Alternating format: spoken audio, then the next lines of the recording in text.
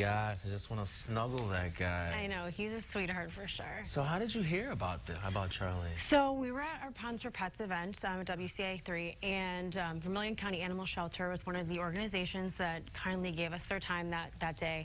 And I was speaking with one of the volunteers. Her name's Misty, as she was in that story.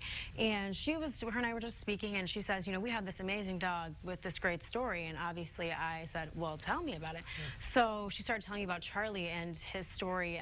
Essentially, he, you know, kind of was running away from his original owners a lot, so they brought him into the shelter, and he was ignored for a little while because his coloring is very common, I guess she was telling me, and nobody really wanted to adopt him. But then somebody finally showed interest and filled out the paperwork and everything, and that's when, you know, the vet did some tests just to make sure everything was okay, and they found, you know, he's terminally ill with cancer. So, so their mission, which is the best part, is just to make his life the best, the rest of it as they can. And that really speaks to the people that volunteer and do this work, which is why things like Ponds for Pets is important to contribute, to help them do that. Exactly. So I obviously didn't get a chance to meet Charlie, but you did. So what's he like in real life? So he's great. He's a real tail wagger.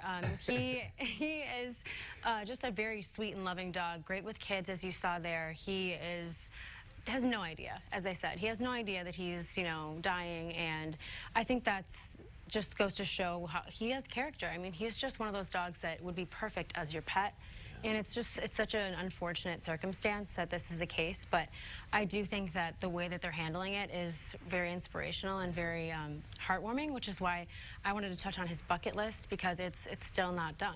And you know, as I showed you before, some of the things he's done so far, you know, riding in a police car, a helicopter, getting served at a bar, getting his own birthday party. His birthday party had over 300 people there, and they raised $1,000. So it's pretty amazing what the community can do if you come together.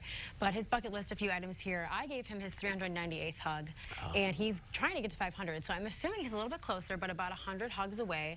So if you do want to go and give him a hug, just give them a shout out on their Facebook page.